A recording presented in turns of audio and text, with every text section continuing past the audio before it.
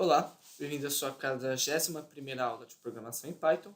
E nessa aula a gente vai falar sobre o Lambda. Então, a gente tem estudado funções, e uma das coisas que eu mostrei para vocês em funções é que eu podia criar uma função, por exemplo, uma função soma, tinha os argumentos aqui e tal, e eu poderia retornar uma expressão qualquer. Então, isso não é estranho para a gente, que o Python consiga retornar expressões, certo?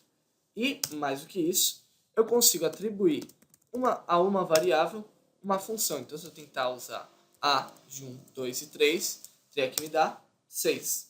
Exatamente isso. Soma de 1, 2 e 3. Então, isso a gente viu no comecinho de funções, certo? Agora, existem outras formas de definir essa mesma função. E uma forma bastante útil para a gente é a forma usando o lambda. Então, o que o lambda vai fazer? Então, eu vou escrever aqui, por exemplo, f de função. Eu vou escrever a atribuição. Vou abrir um parênteses aqui. Vou fechar também. Então, o que eu vou escrever? Lambda. Aqui eu vou colocar x, y, z. Eu vou colocar dois pontos x mais y mais z. Certo? Então, simplesmente escrevi isso.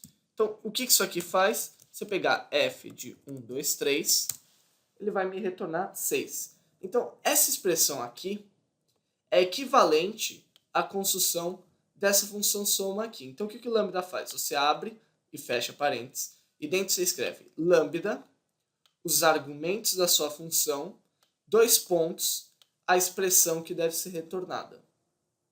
Então, o lambda escreve essa função aqui de uma forma muito simples. Só que, primeira diferença, o lambda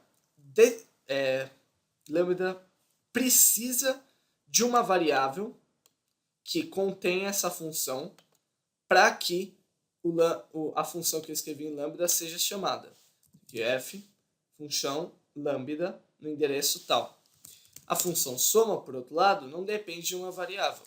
Eu posso somar a soma a qualquer momento no meu programa, desde que soma tenha sido definida previamente. Então, o lambda ele me fornece uma maneira fácil e simples de escrever funções que retornam uma expressão. Então, qual que é a vantagem de se usar lambda? Como o lambda depende de estar numa variável, fica mais simples de eu, por exemplo, passar o lambda como argumento de uma função. O que isso quer dizer? Vamos supor que eu tenha um programa e eu tenha nesse programa um aplicativo que eu tenha diversos botões ao longo do meu aplicativo. Isso a gente vai ver mais para frente, mas a gente vai acabar criando um botão no nosso programa através de uma determinada linha de código, certo? Agora, esses vários botões vão executar ações diferentes. Eu poderia colocar uma definição geral para todos os botões e as ações diferentes que cada um iria ter, eu posso passar para eles através de um lambda. Posso pegar e escrever um lambda, por exemplo, clique em tal botão, imprime olá. Então aqui eu passo lambda xyz, botão, qualquer coisa aqui, e a mensagem que deve ser retornada para o usuário. Coisas assim. Então, o lambda ele é muito útil em funções que utilizam o que é chamado de callback. Você pode procurar na internet depois para ver melhor o que é isso. Não vou entrar em detalhes, porque isso a gente vai ver mais para frente nos nossos programas. E não existe diferença entre escrever um lambda e escrever uma função definida dessa forma. Assim, do ponto de vista de execução, eu consigo executar as duas da mesma maneira. O lambda ele também é chamado de função anônima, porque como você pode ver, ao contrário dessa função soma, o lambda não tem um nome de função definido. Eu posso escrever qualquer função lambda aqui. O lambda permite que você escreva um lambda dentro de outro lambda. Por exemplo, eu escrevi aqui d como sendo lambda x Aqui eu coloco lambda, sei lá, por exemplo, y, x mais y. Então vamos ver.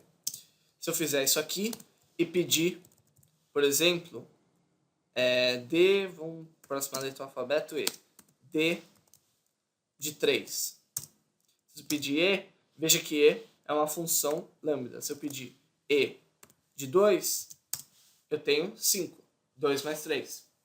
Então, eu consigo fazer aquilo que a gente viu com o noloco, com funções que estão dentro de outras funções. Funciona de maneira parecida. Então, é isso, pessoal. Bem simples, essa aula era só para falar mais do lambda.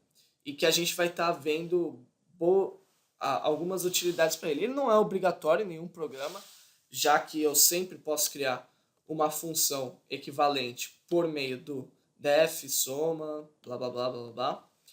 Mas em algumas vezes ele pode facilitar os nossos trabalhos. Essa aula ela não tem exercícios, porque o lambda funciona como qualquer outra função. Você pode pegar funções que você escreveu, que retornavam uma linha só, e reescrevê-las usando a expressão lambda, se você quiser.